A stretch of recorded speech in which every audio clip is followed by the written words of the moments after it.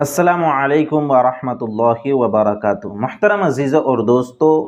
پانی کی تجارت کرنا کیسا ہے، پانی کا بزنس کرنا کیسا ہے۔ آج کل ہم دیکھتے ہیں کہ دنیا کے اندر پانی کی خرید و فروخت بڑے زور و شور سے ہوتی ہیں۔ پانی کے بڑے بڑے پلانٹ لگائے جاتے ہیں جس میں پانی کو فلٹر کر کے، ٹھنڈا کر کے، منرل کر کے اس کو بوٹلز وغیرہ میں، اسی طرح پاؤچ وغیرہ کے اندر پیک کر کے اس کو بیچا جاتا ہے۔ تو کیا پانی کی خرید و فروخت جائز ہے، ناجائز ہے؟ شرعی اعتبار سے اس کا کیا حکم ہے؟ انشاءاللہ اس کو ہم سمجھنے کی کوشش کرتے ہیں۔ محترم عزیزوں اور دوستو، یاد رکھیے کہ پانی یہ ان چیزوں میں سے ہیں جن کو اللہ رب العزت نے تمام لوگوں کے لیے مباح قرار دیا ہے۔ پانی یہ ہر انسان کی بلکہ ہر جاندار کی ضرورت ہے۔ ہر جاندار کو کسی نہ کسی صورت میں پانی کی ضرورت پڑتی ہے، اس لیے اللہ رب العزت نے پانی کو مباح الاصل قرار دیا ہے۔ یعنی عام پانی کے اوپر کسی کی ملکیت نہیں ہے۔ دریا میں پانی بہہ رہا ہے، کنویں میں پانی ہے، بورنگ میں پانی ہے، تو کوئی یہ دعویٰ نہیں کر سکتا کہ دریا کا جتنا بھی پانی ہے یہ پورا پانی میرا ہے، میں اس کا مالک ہوں، یا کنویں میں جو پانی ہے اس کا میں مالک ہوں، میں کسی کو پینے کے لیے نہیں دوں گا، کسی کو استعمال کی اجازت نہیں دوں گا۔ تو اس طرح سے صحیح نہیں ہے۔ پانی یہ ہر جاندار کی ضرورت ہے، اس لیے اللہ رب العزت نے اس کو مباح الاصل قرار دیا ہے۔ لیکن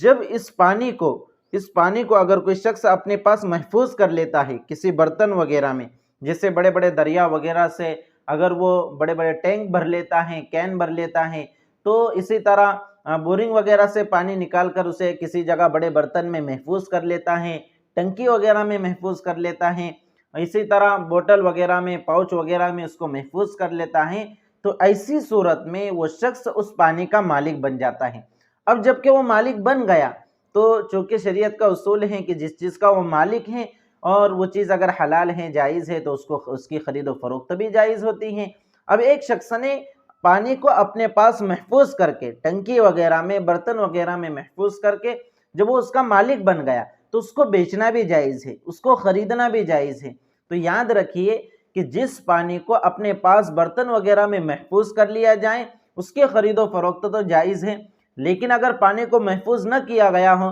بلکہ پانی ندی میں بہہ رہا ہے، اسی طرح کنویں میں ہے، بورنگ میں ہے، تو اس وقت اس کا کوئی مالک نہیں ہوتا۔ آپ صلی اللہ علیہ وسلم کی بھی حدیث ہے، ترمذی شریف کی روایت ہے، لا یمنع فضل الماء، کہ زائد پانی کو نہ روکا جائے۔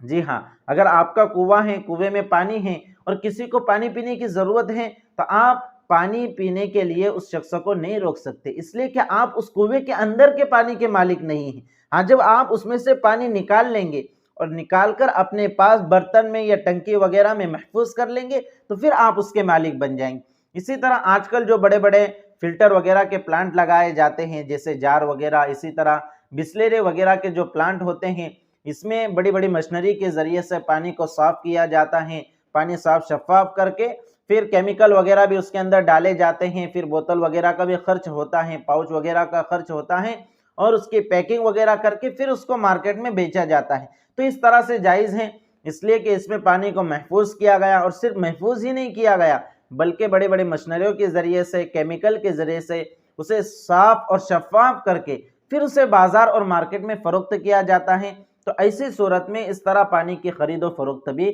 جائز ہو جاتی ہے۔ لیکن یاد رکھیے، جو عام پانی ہے جس کو اپنے پاس محفوظ نہیں کیا گیا ہے، چاہے وہ خود کے کنویں میں ہو اور اس کنویں کا کوئی مالک ہو، اسی طرح بورنگ کا مالک ہو، لیکن جب تک پانی اس میں سے نکال کر محفوظ نہیں کر لیا جاتا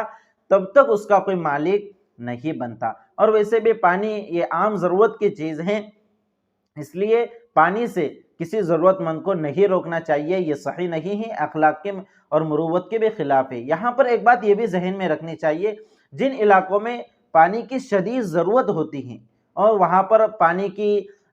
کم دستیابی ہے، پانی کم ملتا ہے، تو ایسی جگہوں کے اوپر بھی اگر کسی کے پاس پانی وغیرہ ہے تو وہ ایسا نہ کرے کہ بالکل بہت زیادہ داموں میں لوگوں کو فروخت کرتا ہے، جس سے لوگوں کو حرج ہو جائے اور جانداروں کو